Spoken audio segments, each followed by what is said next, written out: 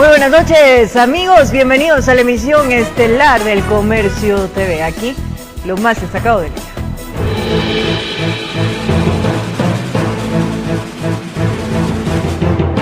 En Guayaquil, el gobierno realizó el lanzamiento de una campaña masiva de motivación para que los ciudadanos acudan a los vacunatorios.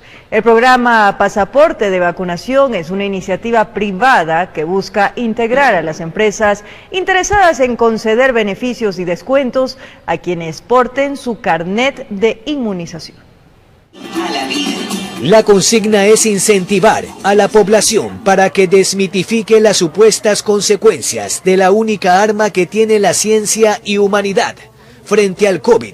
Decimos sí a luchar por la salud y la vida de nuestro país, sí a continuar vacunando cada vez más ciudadanos, sí a encontrarnos entre diversos actores por el bienestar del país. El gobierno ha elaborado la segunda fase de la campaña de difusión del Plan 900. El secretario de Comunicación destacó la aplicación de más de 300.000 dosis. Ayer ya tenemos cerca de 7 millones de dosis aplicadas. En este mes, al final de julio, vamos a tener disponibles 11 millones de vacunas aproximadamente. Jimena Garzón afirmó, es el proceso más grande de la historia del país. Si ponen sí en su hombro para vacunarse, lograremos alcanzar esa tan ansiada inmunidad y podremos salir juntos de esta pandemia. Junto a la empresa privada delinearon la campaña Pasaporte de Vacunación. Compañías interesadas en sumarse concederán beneficios y descuentos. Todas las personas que comprobemos que ya tienen su segunda dosis, una peluquería al lado de mi casa, bueno, la peluquería va a ofrecer, por ejemplo, 5% de descuento a los vacunados. Desde la próxima semana continuarán con ciudadanos de 30 a 40 años, de acuerdo al último dígito de la cédula. Habrán 2 horarios para evitar más aglomeraciones, informó Jorge Escobar.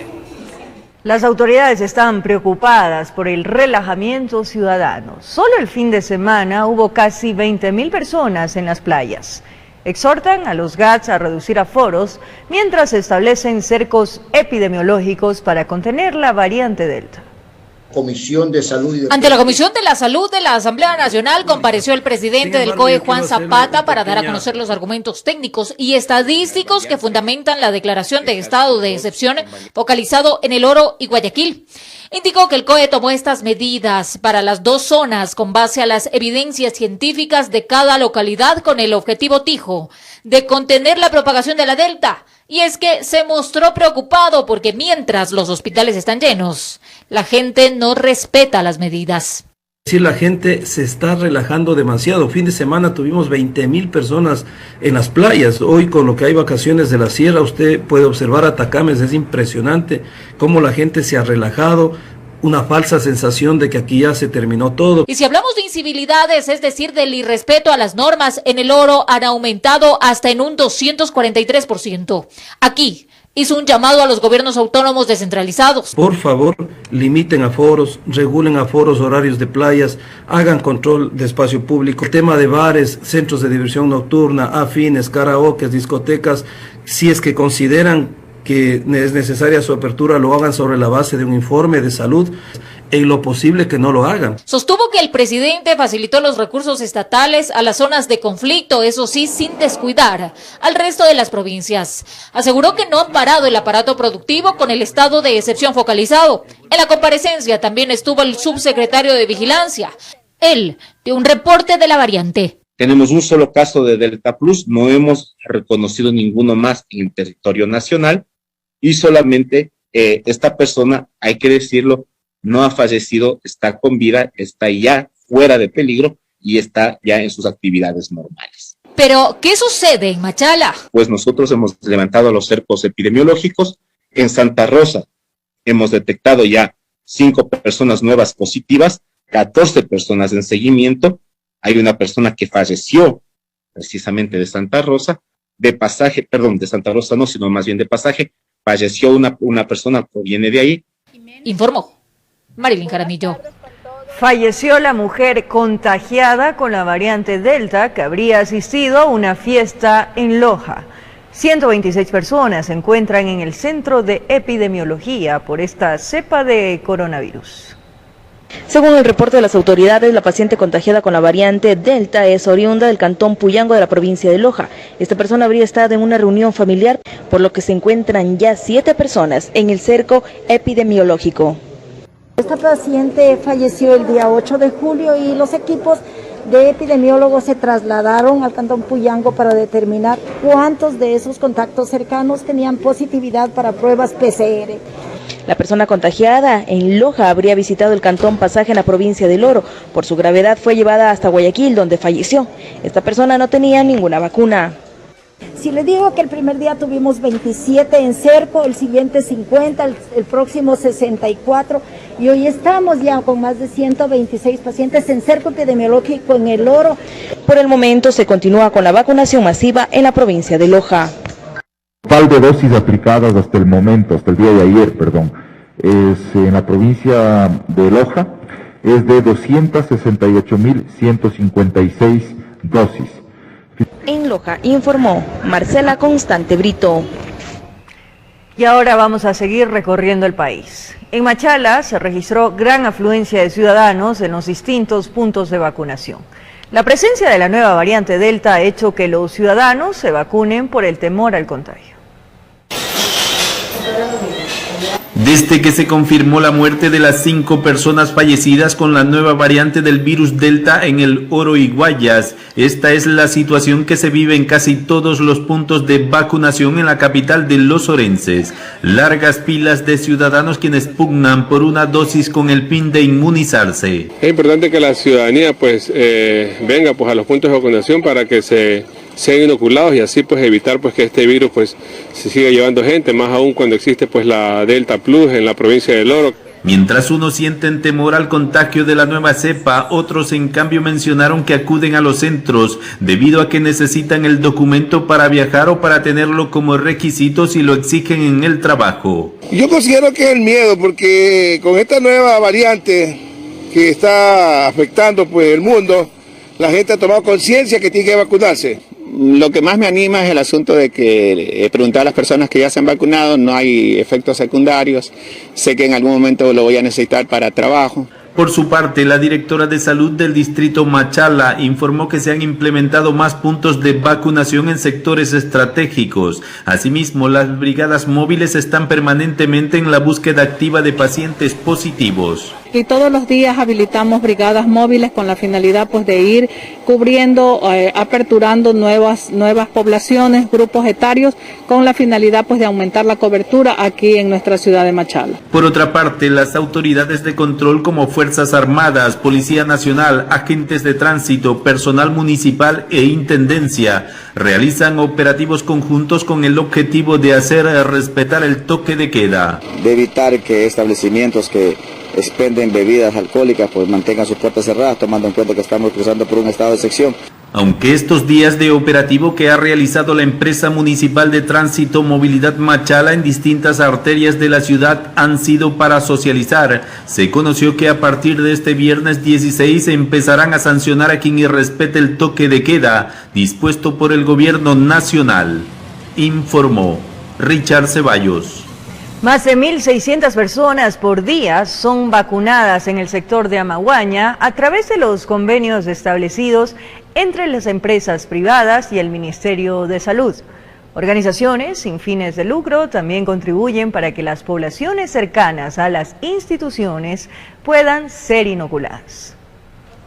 Todos contribuyen para que el proceso de vacunación empresarial sea exitoso. En horarios rotativos, los colaboradores previamente capacitados se transforman en digitadores, informantes y organizadores, para así lograr inocular a sus compañeros y familiares. Realmente es manejable el sistema y la gente está muy comprometida con lo que estamos haciendo. Gracias a Dios, todos sin complicaciones, no hemos tenido en todos los días que llevamos de la campaña sin ninguna complicación, ningún paciente. Estamos vacunando en promedio 1.600 personas vacunas diarias.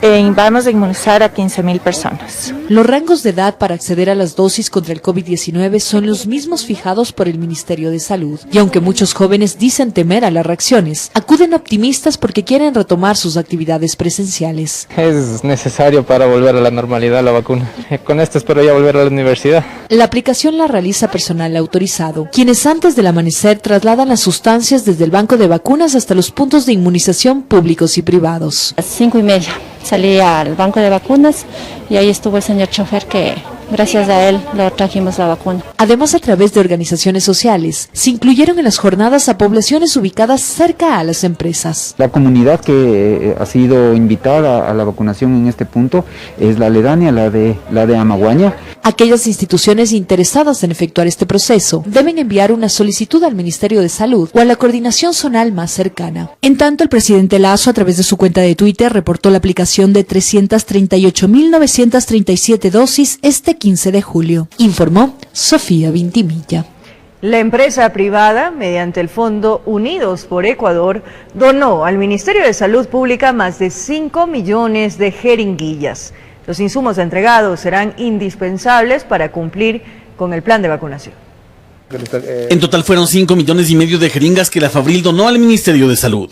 La entrega es una más de las tantas que durante este tiempo ha ejecutado la empresa privada. Llegamos a una meta muy importante de entregar en el transcurso del fondo a 5,5 millones de jeringas, más, como yo digo, son 5,5 millones de oportunidades y de personas que estarán sanas y que estarán protegidas. En torno a la donación, el viceministro de Salud, José Ruales, explicó que en este momento es muy importante el contar con insumos médicos como lo son las jeringas. Con esta cantidad de aporte de la Fabril, del Comité Empresarial Ecuatoriano, garantizamos el cubrir la primera etapa de nuestro plan 900, es decir, los 9 millones de personas vacunadas. La empresa privada, en este caso, quienes entregaron las miles de jeringas, explicaron lo importante de colaborar con el gobierno para que más personas puedan ser inoculadas. Nosotros ahora nos hemos estado haciendo presentes aquí con esta pequeña donación que nosotros a futuro seguiremos apoyando. La entrega de las donaciones del sector salud se la realizó mediante el Fondo Unidos por Ecuador. Se insistió que la colaboración entre todos los actores de la sociedad y del Estado es indispensable para superar la crisis. Informó Javier Rosero. Ian Rivera, el bebé de 1 año 7 meses, quien fue diagnosticado con atrofia muscular espinal, falleció este jueves 15 de julio sin que su familia logre recolectar los $2.1 millones que necesitaban para adquirir el medicamento Zolgensma, más conocido como el medicamento más caro del mundo. Los padres del pequeño llevaban adelante una campaña para intentar conseguir el dinero. Sin embargo, había poco tiempo para poder aplicar el fármaco. En otro ámbito de la información, en el norte de Quito, operativo policial permitió el decomiso de arsenal bélico que incluía granadas de uso militar. Además, en el domicilio allanado encontraron sustancias sujetas a fiscalización.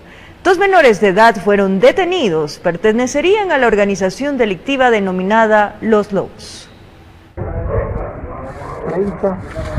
Antes que caiga la noche, agentes de la Unidad de Inteligencia para la Seguridad Ciudadana y de la Policía Antinarcóticos llegaron hasta una casa ubicada en Bellavista de Calderón.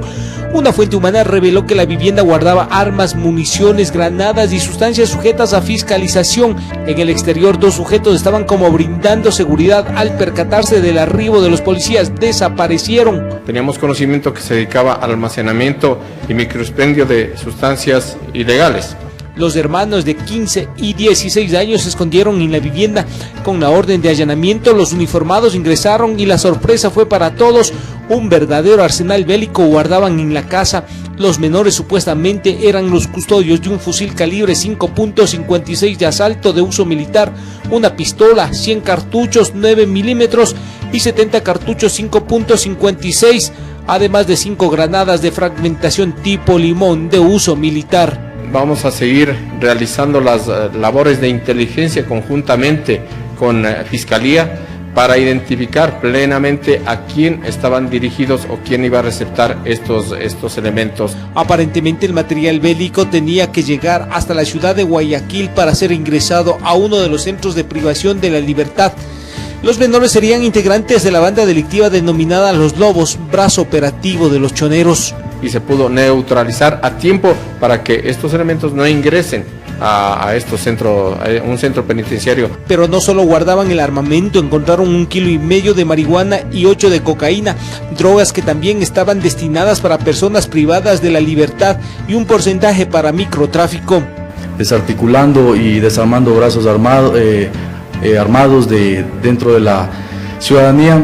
Trabajos de unidades de inteligencia que siguen afectando los planes de organizaciones delictivas que operan desde el interior de los centros carcelarios. En Quito informó Iván Casamen. En el sector de la Vicentina, centro norte de Quito, un hombre supuestamente se disparó en la cabeza, terminando con su existencia.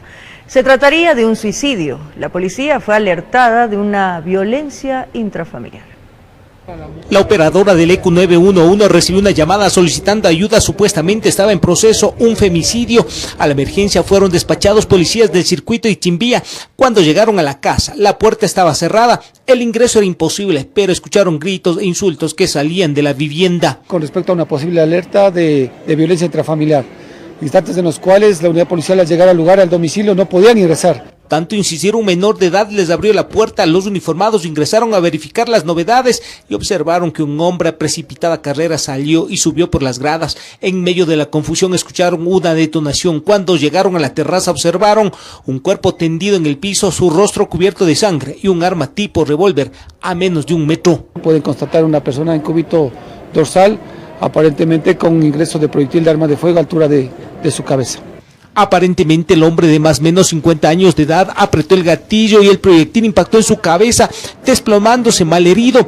Las razones por las que decidió autoeliminarse descifrarán las unidades de Dinaced y Criminalística en el proceso investigativo.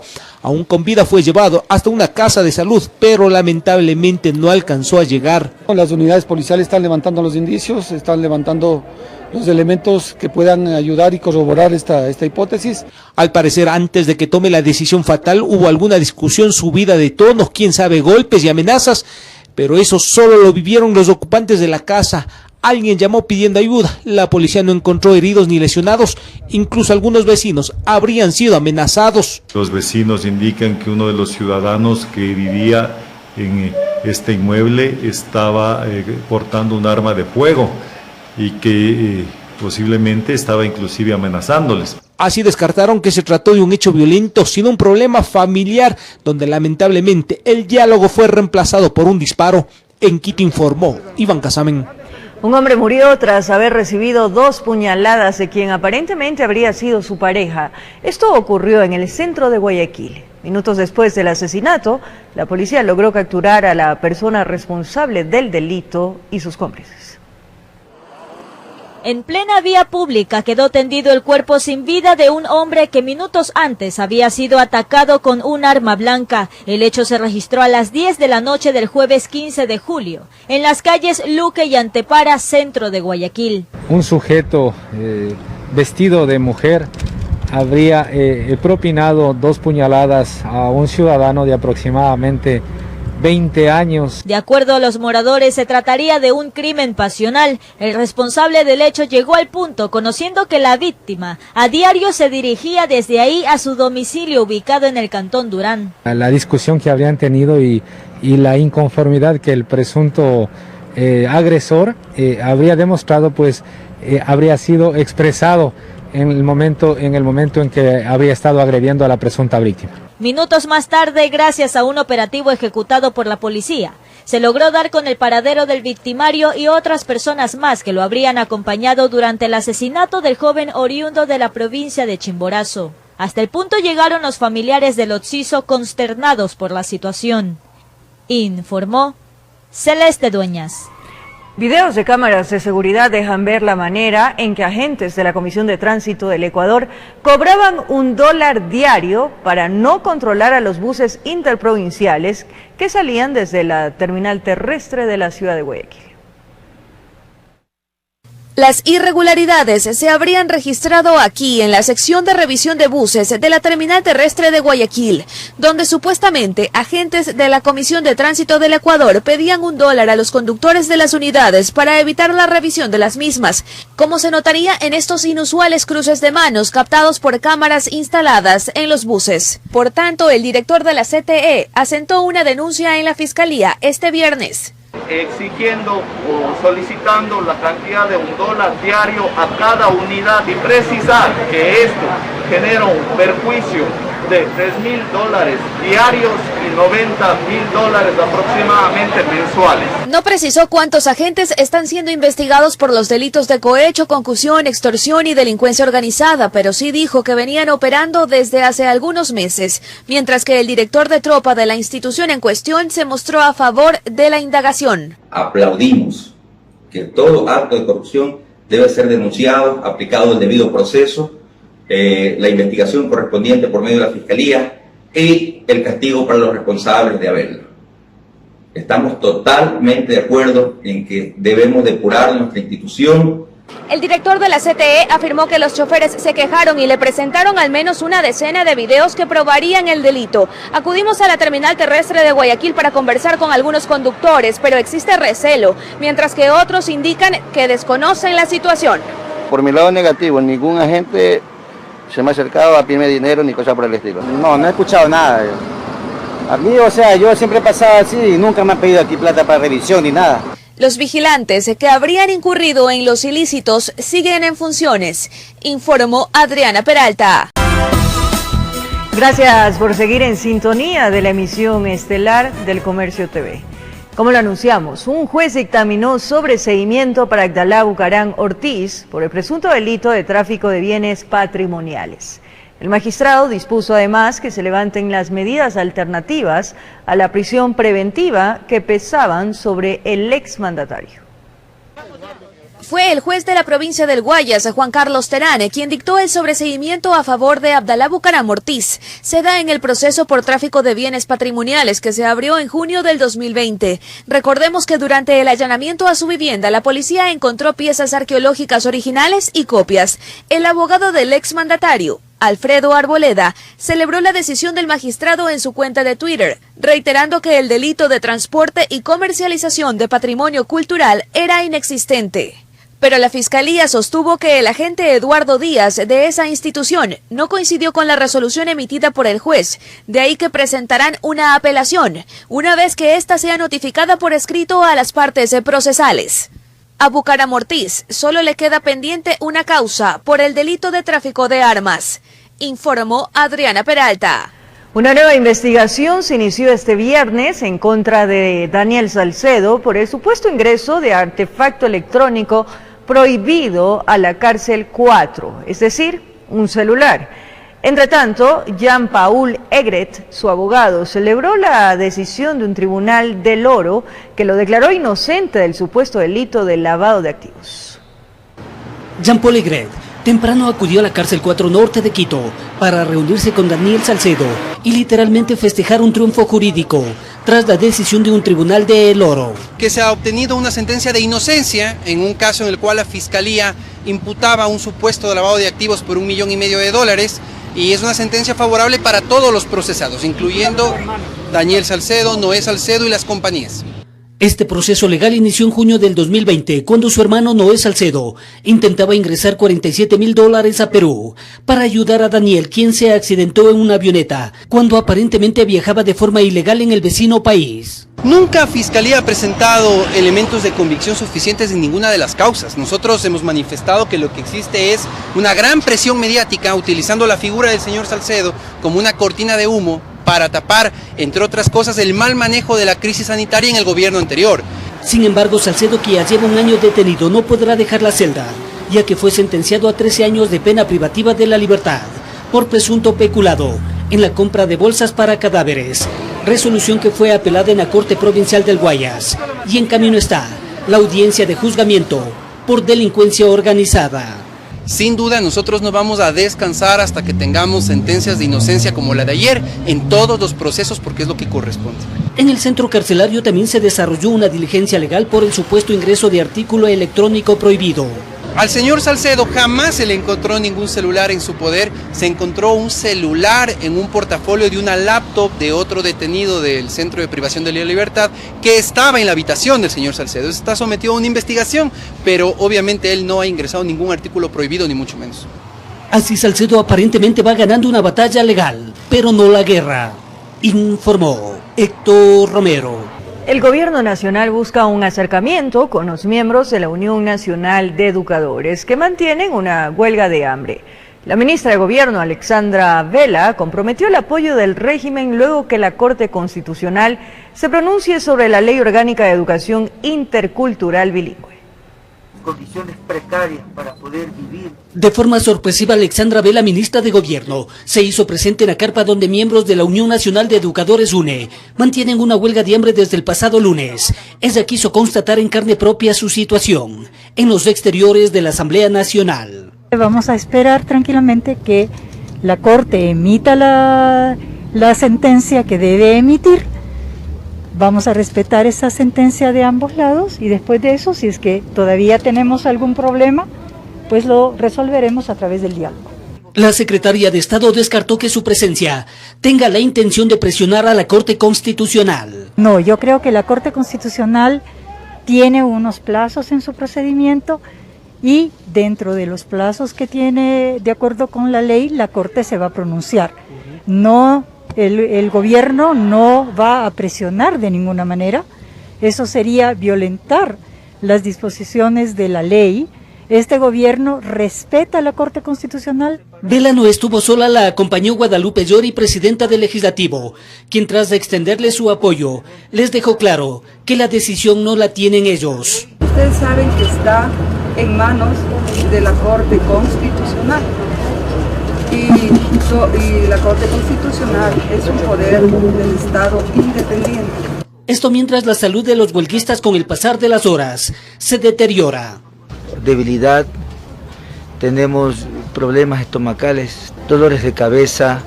Sin embargo, la medida de hecho continuará inalterable hasta conocer el pronunciamiento de la Corte sobre la inconstitucionalidad de la Ley Orgánica de Educación Intercultural Bilingüe. De acuerdo a las resoluciones de la Corte Constitucional, pues nosotros nos sentaremos justamente a dialogar en los aspectos en que no estamos de acuerdo. Más temprano, Zaida Rovira, defensora del pueblo subrogante, presentó un amicus curiae. Solicitarle que a la hora de resolver tenga presente la distribución de los recursos del Estado siempre en beneficio de los más desprotegidos del Ecuador, en este caso de la niñez, la adolescencia y de los maestros. Informó Héctor Romero.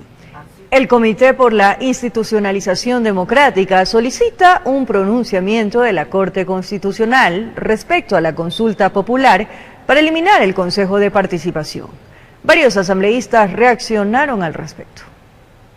Fue en los últimos días que surgió la pretensión de que el gobierno impulsaría un referéndum para buscar eliminar el Consejo de Participación Ciudadana y Control Social, propuesta que no es nueva. En el 2019 esta iniciativa llegó a la Asamblea Nacional de manos del Comité por la Institucionalización Democrática. Hoy Pablo Dávila, su promotor, exhorta a la Corte Constitucional a pronunciarse al respecto. Es imprescindible para el país que la Corte Constitucional resuelva y decida sobre la petición ciudadana para reformar parcialmente la Constitución de la República.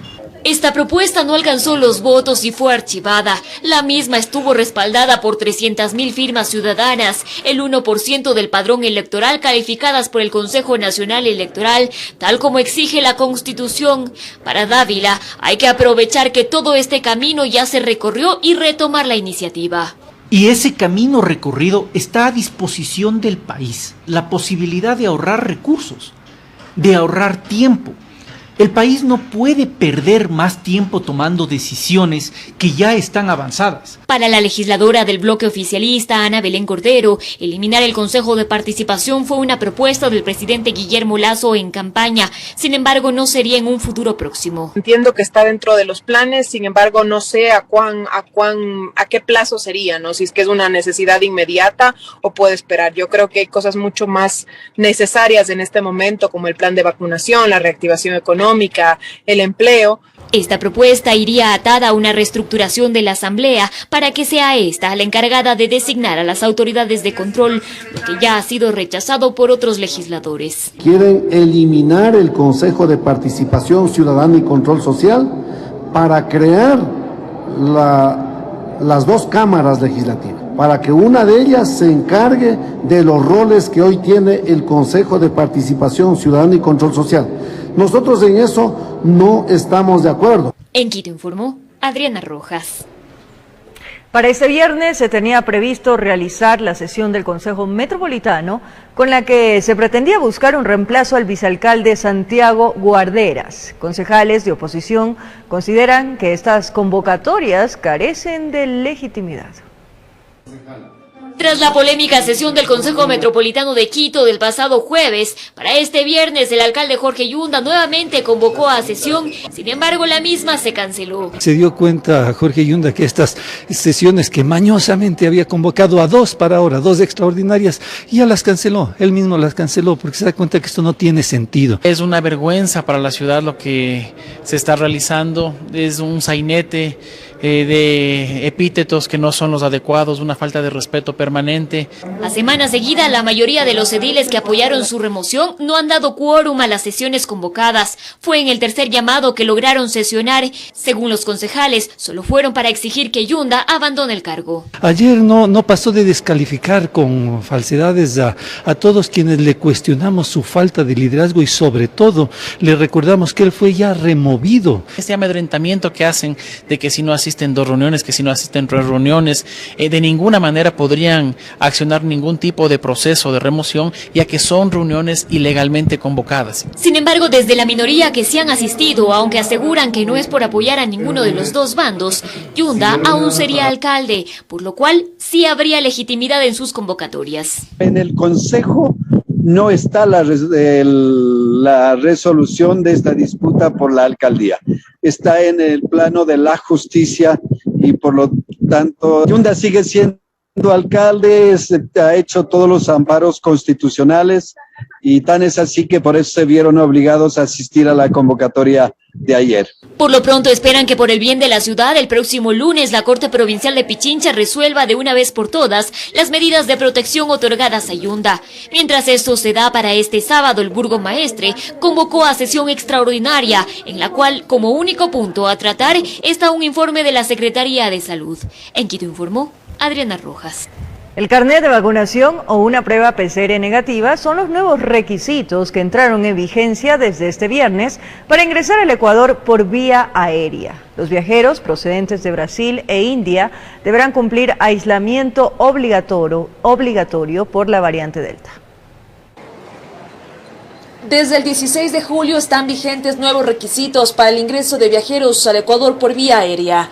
El principal cambio es que ya no es necesario una prueba de antígenos. Ahora, por disposición del COE Nacional, los viajeros deben presentar una prueba PCR negativa, que la muestra haya sido tomada 72 horas antes del arribo al país, o el carnet de vacunación con el esquema completo con una vigencia de 14 días. Únicamente están exentos los menores de 2 años de edad. Todas las demás personas, sin importar el punto de origen, deben presentar estos requisitos y además también deben llenar la declaración de salud del viajero, que es un documento que las aerolíneas les entregan durante el viaje en la aeronave. Para el caso de Brasil e India, países en los que está circulando la variante Delta, los extranjeros deben presentar ambos requisitos antes mencionados y adicionalmente uno más. Provengan de Brasil o que hayan hecho algún tipo de conexión o de escala en Brasil y también en la India. Esas personas deben hacer aislamiento obligatorio de 10 días. El protocolo para pasajeros que presenten síntomas asociados al COVID, independientemente del resultado de la prueba PCR, serán evaluados por personal del Ministerio de Salud previo a su ingreso al área de migración. Para Quipor, estas nuevas disposiciones no interfieren en las actividades de la terminal. Una creciente población que ya tiene su carnet de vacunación, pues entendemos que esto no afectaría el desarrollo de las actividades en el aeropuerto de mayor manera. Pero ¿qué pasa para los vuelos nacionales? Únicamente hay requisitos para ingresar a Galápagos. que se puede ingresar a las islas presentando una prueba PCR negativa, también pueden presentar una prueba de antígeno negativa o el carnet de vacunación en el que consten las dosis completas y que ya hayan pasado 14 días desde la colocación de la vacuna. Las autoridades han anunciado que estas disposiciones serán evaluadas en 15 días, más aún cuando ya se han reportado los primeros casos de la variante Delta. Informó Priscila Cadena. Con esto nos despedimos, amigos, que tengan un buen fin de semana. No se olviden de cuidarse, cuiden de ustedes y de los suyos, de quienes aman. El COVID está entre nosotros. Un abrazo grande.